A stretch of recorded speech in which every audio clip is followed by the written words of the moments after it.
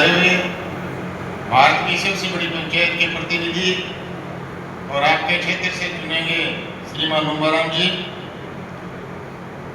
हमारे इस भारतीय जनता पार्टी के इस जिले के कप्तान श्री जसराज जी पुरोहित साहब, हम सब के आदरणीय और लोकप्रिय विधायक श्री सगन सिंह जी राजपुरोही साहब, हमारे पूर्व मंत्री श्री भूपेंद्र जी निवासी साहब, हमारे ओबीसी मोर्चे के प्रदेश के उपाध्यक्ष श्री उबाराम जी के निवासी साहब, हमारे एससी मोर्चे के प्रदेश के महामंत्री श्री मुकेश जी गर्ग साहब, श्रीमान सुरेश जी जिंदल साहब, प्रदेश उपाध्यक्ष श्रीमान संजय जी चंदेल साहब, हमारे जिले के अध्यक्ष और जिन्होंने आज इस कार्यक्रम को एक नया रूप दिया, एक ऐसे व्यक्तित्व के धनी श्रीमान बाबूलाल जी मेघवाल साहब, और हमारे बीच में बिराजे हुए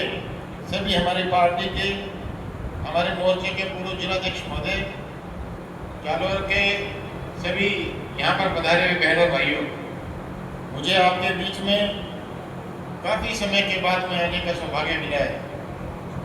मैं तो राजस्थान के श्री गंगानगर से आता हूँ। जालौर राजस्थान से तो बहुत दूर है, लेकिन आप भी पाकिस्तान के पड़ोसी और मैं भी पाकिस्तान का पड़ोसी हूँ, इसलिए हमारा नाता बनता है कि हम सब लोग इस देश की राष्ट्र की सेवा के लिए हम लोग जुट जाए। ये राष्ट्र जब तक सर्वोपरि नहीं हो तब तक हम भारतीय जनता पार्टी के सहयोग में हमेशा दिन रात मेहनत करें। मैं यही आह्वान करने के लिए आपके बीच में आया हूँ। बहनों और भाइयों, कल 4 जुलाई है। 4 जुलाई का दिन हम सब के लिए एक महत्वपूर्ण दिन है। देश के प्रधानमंत्री जी हमारे बीच में पधारे हैं। पचमदरा में एक रिफाइनरी का उद्घाटन करेंगे और वो रिफाइनरी इतनी बड़ी है कि करीबन 9 लाख मैट्रिक टन पेट्रोल रोजाना का निकालेगी। इतनी बड़ी रिफाइनरी अगर लगी है तो राजस्थान के पचमदरा में लगी है, और यह अगर कोई ताकत है तो आपकी वोट की ताकत और नरेंद्र भाई मोदी की ताकत है। बहनों भाइयों, मैं इस मौके पर इतना कहना चाहूँगा कि हम सब के लिए संगठन से बातें जुड़ के आई है, और हमारे सभी लीडरशिप ने हमारे मोर्चे के लिए हम सबको काम करने का आह्वान किया है। लेकिन आपने कभी देखा होगा कि 57 साल पहले, 57 साल तक इस देश में कांग्रेस पार्टी ने राज किया, और कांग्रेस पार्टी के राज ने हमारे साथ में किस तरीके से अत्याचार किया, ये मुझे कहते हुए कोई शंका नहीं है। मैं तो जन्म से ही कांग्रेस के खिलाफ था। मेरा तो खून ही कांग्रेस के खिलाफ है, क्योंकि 1967 में मेरे पिताजी विधायक थे। वो स्वतंत्र पार्टी महारानी गायत्री देवी की पार्टी हुआ करती थी। मेरा तो जब जन्म ही नहीं हुआ था तब से लेकर कांग्रेस के विरोध में हमने लड़ाई लड़ी है। आप अंदाजा लगाओ कितने लंबे अरसे तक कांग्रेस के विरोध में हम इसलिए रहे हैं कि कांग्रेस पार्टी देशद्रोही है। कांग्रेस पार्टी हम सबके गांव के गरीबों के, पिछड़े हुए लोगों के, हम सबके अनुसूचित जाति मोर्चे के, अनुसूचित जाति समाज के अगर कोई सबसे बड़ा घोर विरोधी है तो कांग्रेस पार्टी है। अभी बड़े भाई साहब जोगेश्वर गर्ग जी किस तरीके से बता रहे थे कि बाबा साहब के बारे में, और मैंने तो जब आंखों से देखता था, पार्लियामेंट में 25 साल तक मैं रहा था, और मैंने आंखों से देखा था कि कांग्रेस पार्टी ने बाबा साहब का किस तरीके से विरोध किया करती थी। 1952 से लेकर लगातार अगर किसी ने विरोध किया तो कांग्रेस पार्टी के राज ने और कांग्रेस पार्टी की सरकार ने किया है। 1952 में जब चुनाव हुआ था तब मुंबई से बाबा साहब चुनाव लड़ रहे थे, तब उनके खिलाफ एक कोई क्रिकेटर था, उनको कांग्रेस पार्टी ने अगर किसी ने मैदान में उतारने का काम किया तो कांग्रेस पार्टी ने उनको चुनाव में मैदान में उतारा, और पंडित जवाहरलाल नेहरू खुद कांग्रेस की सपोर्ट में गए। बाबा साहब को चुनाव हराने का अगर किसी ने काम किया तो पंडित जवाहरलाल नेहरू और कांग्रेस पार्टी ने किया था। मैं कह सकता हूँ कि मैंने लंबे अरसे तक पार्टी के कार्यकाल को भी मैंने देखा है और कांग्रेस पार्टी को भी मैंने देखा है। भारत की लोकसभा के अंदर अगर बाबा साहब का किसी ने चित्र लगाने का काम किया तो काम अटल बिहारी वाजपेयी जी ने किया था, ये कहते मुझे कोई शंका नहीं है। लंबे अरसे तक कांग्रेस पार्टी ने राज तो किया था, लेकिन पार्लियामेंट में, भारत पार्लियामेंट में बाबा साहब का चित्र तक नहीं लगाया। ऐसी घिनौनी अगर हरकत किसी ने की है तो कांग्रेस पार्टी के राज ने की है। और मैं कह सकता हूँ कि अगर बाबा साहब नहीं होते तो हम सब लोग आज इस प्रीति में नहीं आते और मुझे कहते हैं कोई शंका नहीं है कि कांग्रेस पार्टी हम सब के लिए चोर है, बेईमान है, डाकू है, लुटेरे हैं। इस तरीके से कांग्रेस पार्टी ने गांव के गरीबों के लिए, गांव के दलितों के लिए काम किया है। वो कोई अगर आप अच्छे तरीके अगर आप पहचान जाओ तो मैं समझता हूँ कि कोई भी दलित कांग्रेस को कभी भी वोट नहीं देगा। अगर ऐसा काम किसी ने करने की सोची थी तो कांग्रेस पार्टी के राज ने सोची थी। पहली बार हम गर्व से कह रहे हैं कि आपके एक एक वोट की ताकत ने देश के प्रधानमंत्री जी ने अगर हम सब के लिए, गरीबों के लिए अगर कोई योजना बनाई तो भारतीय जनता पार्टी के राज ने बनाई। प्रधानमंत्री आवास की शुरुआत अगर हुई है तो भारतीय जनता पार्टी के राज में हुई है। तो मैं तो कह सकता हूँ कि माननीय भैरव सिंह जी शेखावत अंत्योदय योजना की जब अगर शुरुआत हुई है तो भारतीय जनता पार्टी के राज में हुई है। और मुझे कहते हैं कोई भी शंका नहीं है कि कोई भी बेरोजगार 50,000 रुपये तक का लोन लेगा तो उसको 4% उसको ब्याज देने की अगर किसी ने योजना बनाई है तो आदरणीय जोगेश्वर जी गर्ग की सरकार ने योजना बनाई है। अभी मैं कल गंगानगर था भाई साहब, और कल गंगानगर में प्रोग्राम चल रहा था और जब ये आपका यमुना जल समझौता हुआ तो जब मुझे सिंधु नदी की याद आ रही थी। पहली बार राजस्थान को अगर सिंधु नदी का पानी मिलेगा तो ये पश्चिम के 13 जिलों में अगर कोई देगा तो वो जोगेश्वर जी गर्ग की सरकार और आदरणीय मुख्यमंत्री जी देंगे। अभी कल यमुना समझौता हुआ था, पहली बार चूरू और सीकर शेखावटी को अगर पानी देने का कोई काम करेगा तो वो आपकी सरकार करेगी। पहली बार केंद्र की सरकार ने 9,000 करोड़ रुपए के प्रावधान किए हैं कि गरीब बच्चों को हम छात्रवृत्ति देंगे। और पहली बार 15,000 राजस्थान में नए स्कूल खोलने की व्यवस्था की है तो नरेंद्र भाई मोदी की सरकार और आपके वोट की ताकत ने की है।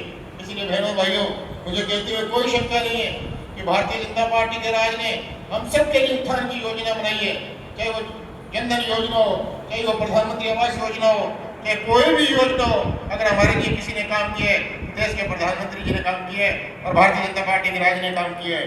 अभी मेरे से पहले जिला अध्यक्ष बता रहे थे कि डिजिटल लर्निंग प्लेटफॉर्म, और मैं इसके लिए हमारी यहाँ के कप्तान है, जो मोर्चे के कप्तान है भाई बाबूलाल जी को हमने काम सौंपा है। और आपको यहाँ पे यह काम कंप्लीट करने के लिए आपको मेहनत करनी पड़ेगी, क्योंकि उसमें ऐसी वर्ग को एक राजस्थान में अलग से भूमिका दी है कि इस काम को वो पूरा करें। इसके लिए भाई साहब आपको जुटना पड़ेगा और ये पूरा काम आपको करना पड़ेगा।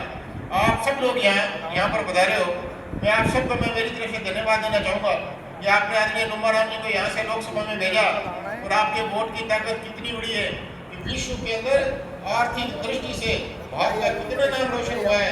आज विश्व की सबसे बड़ी पंचायत के प्रतिनिधि के रूप में वो यहाँ से पहुंचे हैं। तो पूरे विश्व के अंदर एक आर्थिक दृष्टि से, एक एग्रीकल्चर दृष्टि से अगर भारत सबसे आगे बढ़ा है तो आपके राज में नरेंद्र मोदी जी की ताकत के कारण बढ़ा है। पूरे विश्व के अंदर भारत प्रचंड लहरा है।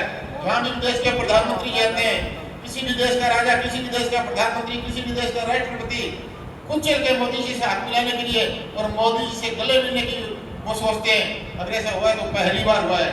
आपने ऐसे कई प्रधानमंत्री पहले देखे होंगे कि जिनके राज में पाकिस्तान आता था, पाकिस्तान के लोग आते थे और भारत के जवानों के सिर काट के ले जाया करते थे। लेकिन नरेंद्र भाई मोदी के राज में पाकिस्तान में तो क्या, दुनिया का कोई भी देश भारत की तरफ आंख उठा के भी नहीं दे सकता। ऐसा भी हुआ तो पहली बार हुआ है। ये आपके वोट की ताकत है। बहनों और भाइयों, मैं आपसे विनम्र अपील करने के लिए आया हूँ। मैं तो बहुत दूर से चल के आया हूँ, लेकिन आपसे मैं आग्रह करूँगा कि हम सब लोगों को भारतीय जनता पार्टी का साथ देना है। आज इतनी बड़ी संख्या में आप सब लोग पधारे हो, देश के प्रधानमंत्री जी को हम अपना प्यार, सत्कार और आशीर्वाद देंगे तो मैं समझता हूँ कि इससे ज़्यादा काम और वो बढ़ चढ़ के करेंगे। कल तो जो सौगात देने के लिए राजस्थान को आ रहे हैं, और मैं आपसे फिर आह्वान करूँगा कि मुझे तो बाड़मेर जाऊँगा, मैं तो वहाँ पर 15 भी जाना है मुझे तो, लेकिन हम सब जिलाध्यक्ष के नेतृत्व में जहाँ पे इनका प्रोग्राम है, यही प्रोग्राम रखा कर जहाँ भी भारतीय जनता पार्टी का प्रोग्राम होगा, हम सब लोग स्लाइड से उस प्रोग्राम को देखेंगे। और जिस तरीके से आप आज पधारे हो, इससे तीगनी चौगनी संख्या में पधार कर देश के प्रधानमंत्री जी का मान और सम्मान बढ़ाने का काम करेंगे। मैं यही आग्रह करने के लिए आपके बीच में आया हूँ। एक बार फिर मैं भाई बाबूलाल जी को धन्यवाद देना चाहूँगा। इतनी बड़ी संख्या में बुला के मान और सम्मान दिए। इधर तो गुजरात है और यहाँ से राजस्थान की शुरुआत होनी है, तो हम लोग वापस अब चलेंगे ताकि ये देश, यह प्रदेश विकास की एक नई राह पर चले। इसके लिए मैं आप सबसे आग्रह करूँगा, आप सब लोग सहयोग करें। एक एक वोट भारतीय जनता पार्टी के पक्ष में हमेशा के लिए चला जाए, ऐसी व्यवस्था हम लोग करेंगे। आप सबसे मैं एक और आग्रह करूंगा कि ग्रामीण अंचल पे हम लोग किस तरीके से काम करते हैं। अभी भाई जोगेश्वर जी ग्रह बता रहे थे कि चुनाव तब लोग जीत जाते हैं, लेकिन हमारे कई ऐसे बूथ भी पीछे रह जाते हैं। मैंने भी देश में घूमना फिरना मेरा रहता है, ऐसे कई बूथ मैंने देखे। चुनाव तो नुमा राम जी जीत गए, लेकिन ऐसे कई बूथ भी आपके पीछे रहे होंगे। उन बूथ में पीछे रहने का कारण क्या है, यह देख के हमको आगे का भविष्य तय करना है। तो अगर जिस दिन हम वो भविष्य तय कर लेंगे वो बूथ भी जीत पाएंगे, हमेशा हमेशा के लिए नुमा राम जी पार्लियामेंट में रहेंगे। ये बात मैं दावे के साथ में कह सकता हूँ। आप सब लोग पधारे हो, आप सब लोगों को मैं मेरी तरफ से शुभकामनाएं प्रेषित करूंगा।